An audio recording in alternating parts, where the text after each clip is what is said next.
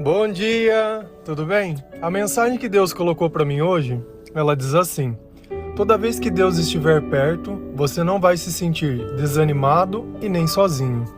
Senhor, tende misericórdia de nós. Perdoa, Pai, todos os nossos pecados. Livra-nos de todo mal. Afasta de perto de nós tudo aquilo que não vem de Ti. Dai-nos um coração quebrantado. Ensina-nos, Senhor, a não mentir, a não magoar, a não ofender, a não sentir raiva. Nós te louvamos, nós te bendizemos, nós te agradecemos, nós te amamos. Abençoa, Pai, essa palavra, dai-nos discernimento e sabedoria. Se a gente notar, tudo aquilo que a gente sente de bom é justamente porque o Espírito Santo está perto de nós. Para que esse Espírito ele esteja perto de nós, é necessário que você acredite em Deus, que você confie em Deus, que você ore, que você entenda que somente Deus vai poder te dar tudo aquilo que nenhuma outra pessoa pode te dar, e assim como fazer. Só que nessa vida, nós não nascemos aprendendo desse jeito. A gente aprende que solidão, ela desaparece no instante que nós temos outras pessoas perto de nós. Só que chega um tempo que a gente percebe que, mesmo com alguém do nosso lado, a gente continua se sentindo sozinho. E aí começa o desespero, porque será que o problema é a pessoa ou o problema sou eu?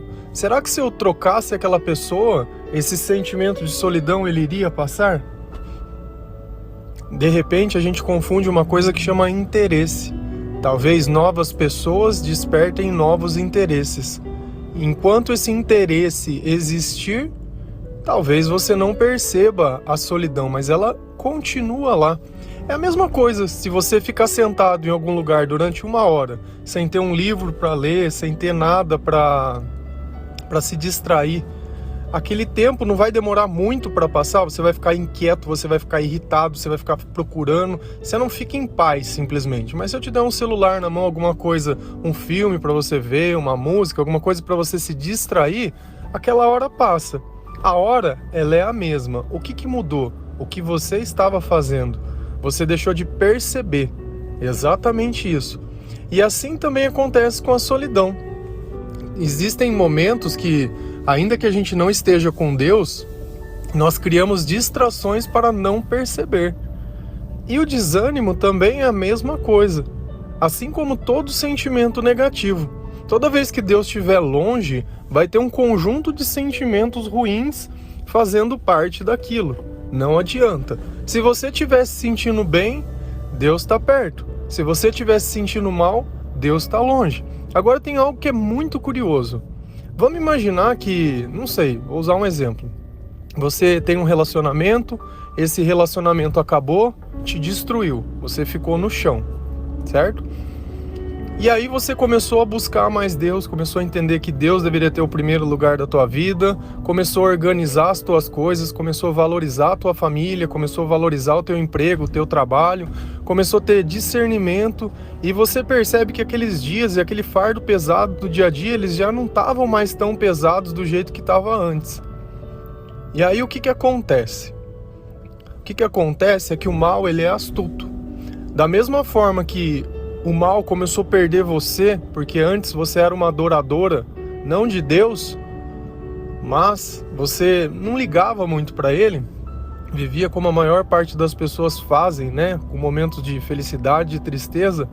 Então naquele instante você simplesmente começou a dedicar mais a sua vida a Deus, começou a dar valor à palavra de Deus, tirou um pouco as músicas que você ouvia normal e começou a colocar novos artistas, começou a ouvir um louvor, começou a se sentir melhor. E aí de repente essa pessoa que tinha te jogado no meio do chão, vem e fala assim: olha, eu me arrependi. Então, queria voltar, né, porque você sabe, nós vivemos tanto tempo junto e que não sei o quê, e aquela conversa toda, 1001 promessas. Você naquele instante fica a dúvida entre a nova criatura que Deus está formando e o moribundo que vivia aquele relacionamento passado, relacionamento que nunca te fez feliz, relacionamento que nunca levou você a lugar nenhum, ele está de novo na sua porta. E Deus coloca dentro do teu coração, olha, esse não é o caminho. Mas existe algo curioso, que é o que a gente faz até com os nossos pais, quando a gente é pequeno. Quando a gente pede uma coisa para nossa mãe e ela não faz, você vai lá pro pai e pede, até que alguém faça aquilo que você quer. E aí você vai começar a procurar conselhos, até encontrar uma pessoa que fale, não, amiga, dá uma chance para esse cara, não, amiga, faz assim. E é sempre aquela tia, é sempre aquela prima, é sempre aquele amigo que é os ungido, sabe? É pessoas que têm uma intimidade com Deus, ou pelo menos têm a capa da intimidade com Deus, mas não mudam a própria vida. Você não enxerga, você vê que muitas pessoas buscam, mas ninguém não encontra nada. Porque quando a gente está na escuridão e está perdido, qualquer coisa que a gente encontra no caminho é alguma coisa. E a gente acha que é aquilo. E aí o que acontece nesse instante? Eu não sei se vocês sabem, eu tenho discernimento. Lá em Coríntios, Paulo fala muito disso. Sobre quando a gente tem uma relação sexual, os espíritos são trocados. E vamos pensar que essa pessoa que você terminou, foi lá e enquanto vocês estavam terminados e transou com tudo quanto é gente que tinha na mente dele, na frente dele, sei lá, seja tudo quanto é tipo de pessoa. Não dá pra você saber que espírito tem na pessoa olhando o corpo dela. Eu não sei onde ela frequentou, eu não sei o que ela ofereceu, eu não sei o que ela fez, eu não sei o espírito que ela abriga, eu não sei. E aí o que aconteceu? Os espíritos se trocam. Quando você fica uma só carne, mistura os espíritos. Você que ficou se purificando, acabou de voltar e dar uma chance para uma pessoa que está totalmente endemoniada, que está mentindo, porque ele não vai cumprir nenhuma das promessas que ele fez. E isso é fato. Olha o teu sentimento antes dele voltar e olha o teu sentimento agora. Olha você espiritualmente antes e olha você espiritualmente agora. E é como diz na palavra de Deus, lá em Lucas, quando um espírito imundo sai, volta 7 piores, e a vida da pessoa se torna pior ainda. E existe uma coisa no mundo espiritual que muitas vezes a gente não tem, que a nossa visão ela fica aberta. Então eu começo a ver seres celestiais, tanto do bem quanto do mal. E muitas vezes você olha dentro da tua casa, olha dentro do teu redor e vê vultos de coisas e tem plena certeza que alguma coisa boa não está lá. Mas o que poderia vir de bom de quando Deus disse para você não faça e você fez justamente o contrário, seguiu um conselho? Não vai ter nada. Então a questão toda é, você precisa trazer Deus para perto de novo. E para que essa relação pudesse dar certo, a pessoa deveria aceitar Deus, ela ir atrás de Deus e buscar, não por você. Porque talvez você vai colocar uma regra. Olha, eu só te aceito se você acertar Deus. Cara, você está te dando a oportunidade de mentir. É como se eu tivesse feito uma prova de alternativa e marcado, ó, o certo é essa. Cara, como que a pessoa vai fazer uma prova desse jeito? Não tem jeito. E se a gente notar lá em Filipenses 4, a palavra de Deus ela diz assim: e a paz de Deus, que excede todo o entendimento, guardará o coração e a mente de vocês em Jesus Cristo. Deus, quando Ele está perto de nós, Ele não renova só o nosso espírito, mas Ele renova a nossa mente. Ele protege o nosso coração, Ele cuida dos nossos sentimentos. O nosso sentimento é a nossa maior luz. Se Deus estiver perto de nós, o nosso corpo todo será luz. Mas quando Ele não está, com certeza que nós vamos ficar desanimados. Muitas vezes não vai querer nem sair da cama. Então, na sua percepção, tudo isso é sentido não porque Deus não está perto, mas porque você não tem ninguém. Ou porque o seu trabalho não está dando certo. Ou porque o seu pai isso, a sua mãe aquilo, o seu amigo aquilo. E você quer olhar para qualquer coisa, menos dar a glória a Deus. Não adianta ser desse jeito. A sua vida não vai mudar por causa das pessoas. A sua vida vai mudar quando você procurar ter mais intimidade com Deus. E nesse mundo só existem 2 espíritos. Existe o espírito de Deus e o espírito do mal. E não tem mais nada. Se você não está com um, você está com outro. Se você não tem conhecimento sobre Deus, certamente que você vai estar com o outro. A não ser que em algum dado momento alguma coisa aconteça e Deus te chama, porque Ele usa quem Ele quer. Eu não estou dizendo assim, ó, isso é uma regra, preto no branco. Não, Ele usa quem Ele quer, quando Ele quer, porque Ele é Deus. Eu estou dizendo que normalmente as coisas acontecem desse jeito. Então, se a tua relação que já não deu certo no passado, não vai dar certo no presente, se não tiver fatos novos. E o que seriam esses fatos? essa pessoa, ela começar a buscar Deus, não por você, nem por nada, ela não vai buscar Deus para ficar te mostrando, olha, eu tô indo na igreja, viu? Olha como eu sou abençoado. Não, ó, cara, quem olha para mim, se você me vê na rua, você nem imagina que eu prego. Você nem imagina quem eu sou, você nem imagina nada. Se você olhar as minhas roupas, você nem imagina o que eu tenho. Se você olhar o jeito que eu sento numa mesa para comer, você também não iria imaginar. Porque eu não faço questão que a minha imagem passe alguma mensagem. Eu faço questão que o meu comportamento passe a mensagem. Para mim essa é a parte mais importante. Não é a etiqueta que a nossa roupa tem, não é o lugar que eu moro, não é o carro que eu ando, não é nada. Não é nada. A mensagem que eu carrego é muito maior do que eu. E eu jamais em vida poderia fazer qualquer coisa para que essa mensagem pudesse ser vista. Mas quando as minhas palavras podem ser ouvidas, aí sim o espírito que eu abrigo pode ser conhecido. Porque hoje no mundo, essa palavra é loucura. Hoje a gente ser um conservador, uma pessoa que prega as boas novas do reino de Deus, é loucura. Principalmente quando a gente faz isso sem interesse.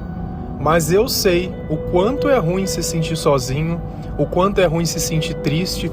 E existe uma diferença entre a tristeza que Deus provoca, que é aquela tristeza de arrependimento, de falar, poxa, eu não devia ter feito isso, e a tristeza que é a tristeza do mundo, que você está triste porque Deus está longe. Essa tristeza do mundo, ela não gera nada. Ela só te caminha para a depressão. Mas pelo arrependimento que Deus causa, Ele causa uma renovação no nosso coração. Porque você olha e fala, eu não vou mais fazer isso porque eu sei que isso não faz bem para a minha vida e nem para os meus caminhos. Lembra sempre, em todos os momentos, se você quiser se sentir bem, se você não quiser mais se sentir sozinho, se você não quiser mais se sentir desanimado, Deus precisa estar perto de você. Confia mais no que Deus fala. A palavra de Deus ela é muito clara.